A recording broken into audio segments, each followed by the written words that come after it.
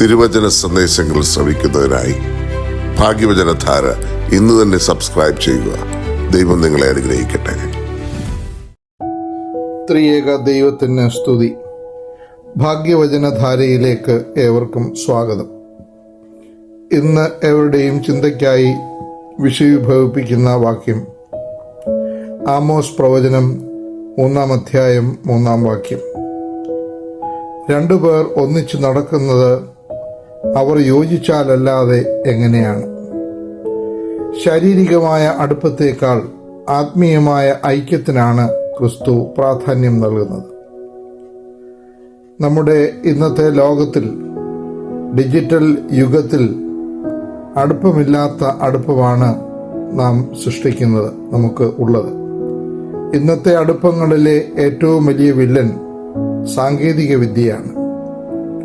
ഒരേ സോഫയിൽ ഇരുന്നു കൊണ്ട് മക്കൾ മൊബൈലിലും മാതാപിതാക്കൾ ടിവിയിലും മുഴുകിയിരിക്കുന്നു.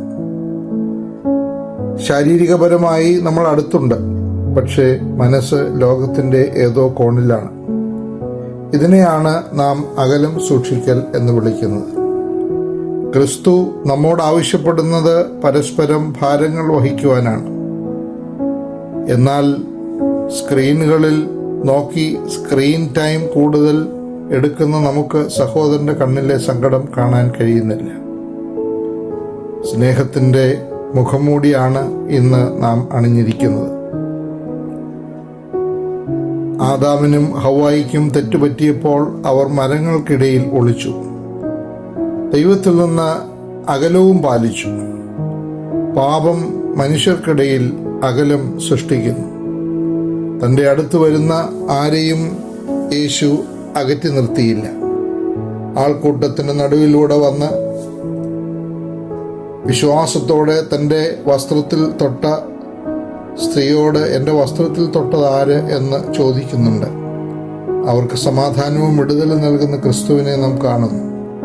നാം നമ്മുടെ ഹൃദയങ്ങൾ തുറക്കാൻ മടിക്കുമ്പോഴാണ് അടുപ്പങ്ങൾക്കിടയിലും അകലങ്ങൾ ജനിക്കുന്നത്. ഇന്നത്തെ മനുഷ്യൻ അടുപ്പങ്ങളിൽ അകലം സൂക്ഷിക്കുന്നവരാണ്.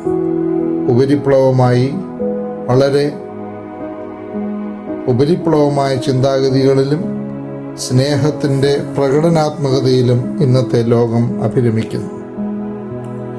ക്രൈസ്തവ കുടുംബത്തെ സംബന്ധിച്ചിടത്തോളം അതൊരു കൂട്ടായ്മയാണ്. ക്രിസ്തുവിനെ മധ്യത്തിൽ നിർത്തിയിട്ടുള്ളതായ ഒരു കൂട്ടായ്മ. അവിടെ രഹസ്യങ്ങളില്ല, മുഖംമൂടികളില്ല. നിങ്ങൾ തമ്മിൽ സ്നേഹിക്കുവിനെന്ന കൽപ്പന ആണ് കർത്താവ് നമുക്ക് നൽകിയിരിക്കുന്നത്. തമ്മിൽ സ്നേഹിക്കുവാൻ സാധിക്കുന്നത് അടുപ്പങ്ങൾ ദൃഢമാകുമ്പോഴാണ്. നിശബ്ദത കൊണ്ടോ തിരക്കുകൾ കൊണ്ടോ നാം തീർക്കുന്ന മതിൽക്കെട്ടുകൾ ക്രിസ്തുവിൻ്റെ സ്നേഹത്തിന് വിരുദ്ധമാണ്. കുരിശിൽ യേശു തൻ്റെ കൈകൾ വിടർത്തിപ്പിടിച്ചത് ലോകത്തെ മുഴുവൻ തന്നോട് ചേർത്ത് നിർത്തുവാനാണ്. ആ സ്നേഹം ഉൾക്കൊള്ളുന്ന നമുക്ക് അകലം പാലിക്കുവാൻ കഴിയില്ല. നമ്മുടെ ഇടയിലെ മതിൽക്കെട്ടുകളെ തകർക്കാം. മുഖത്തോട് മുഖം നോക്കി സംസാരിക്കുവാനും വേദനകൾ പങ്കുവയ്ക്കുവാനും പരസ്പരം ചിരിക്കുവാനും പരസ്പരം ചിന്തിക്കുവാനും മറ്റു മനുഷ്യരെ ചിന്തിക്കുവാൻ പ്രേരിപ്പിക്കുവാനും മറ്റു മനുഷ്യർക്ക് നന്മ പകരുവാനും നമുക്ക് സാധിക്കണം. നമുക്ക് സിമ്പതി എന്നുള്ള വികാരം മാത്രമല്ല ആവശ്യമായിട്ടുള്ളത്, എമ്പതി എന്ന വികാരവും നമുക്ക് കരണീയമാണ്. സിമ്പതി എന്നാൽ സഹാനുഭൂതി, എമ്പതി എന്നാൽ സമാനുഭൂതി. മറ്റുള്ളവരുടെ ദുഃഖം നമ്മുടെയും ദുഃഖമായി കരുതുന്ന ഒരു പ്രക്രിയയാണത്. യേശു ക്രിസ്തു കൂടുതലും സിമ്പതി എന്ന വികാരത്തെക്കാൾ കൂടുതൽ അവരുടെ ദുഃഖം സ്വന്തം ദുഃഖമായി കണ്ട് അവന് വേണ്ട പ്രക്രിയകളും വേണ്ട സാന്ത്വനങ്ങളും നൽകുവാൻ യേശു എന്നും ശ്രദ്ധിച്ചു. യേശുവിൻ്റെ രൂപം നമ്മിലാകുവാനും യേശുവിൻ്റെ രീതികളിൽ കൂടി അടുപ്പത്തിൽ അകലം സൂക്ഷിക്കാതെ അടുപ്പം സൂക്ഷിക്കുന്ന നല്ല മനുഷ്യരാകുവാനും ദൈവം നമ്മെ സഹായിക്കട്ടെ എന്ന് പ്രാർത്ഥിക്കുന്നു.